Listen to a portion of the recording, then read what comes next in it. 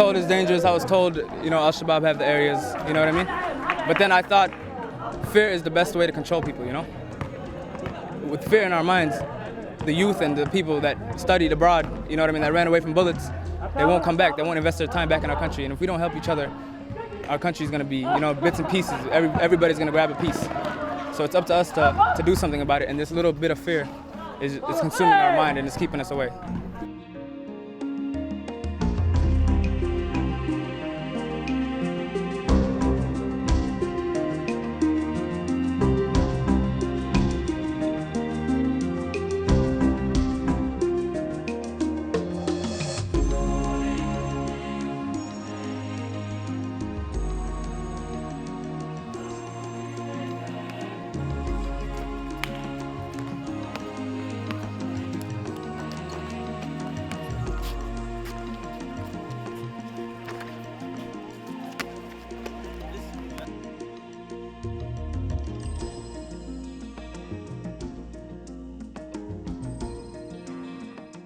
Since I've been back, I've seen what they don't really show on cameras. I've seen a lot of peace.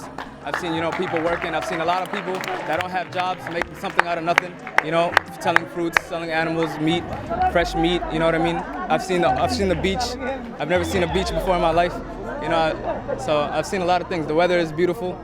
It's 80 degrees and breezy every day. There's no snow. You know what I mean? There's no pollution. So I don't know. I love it here.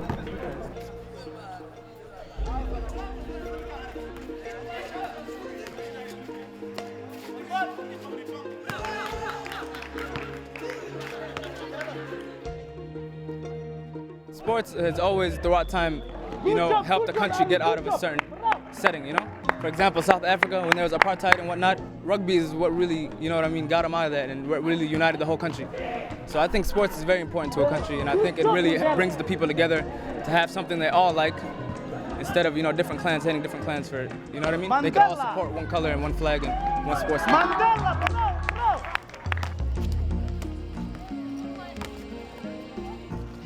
I've actually seen a couple of the ladies here practicing, and that's really big because where I'm from, even though it's developed, I haven't really seen a lot of Somali women in sports.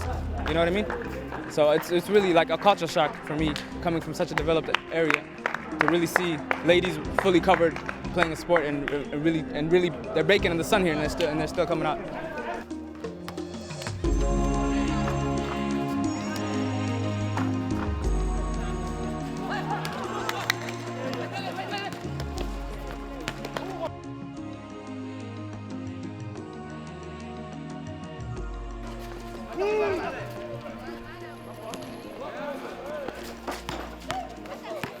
My message to the young diaspora all around the world is our country needs us to unite it again, We've learned, we've got degrees, we've got diplomas, you know what I mean? We've learned health, we've learned science, we've learned whatever we learned. Our country hasn't learned anything for 22 years. They're still stuck in 1990. And that's the worst generation to be stuck in because those 20 years, technology came out, phones, everything mobilized, you know what I mean? The internet, they're behind on all that. So the world is basically new out here. It's up to us to open their eyes. It's up to us to show them what we know. And a little fear will control you if you let it. So it's up to us to just overcome those. We all got to overcome a couple of trials and tribulations. So it's up to us to help our country.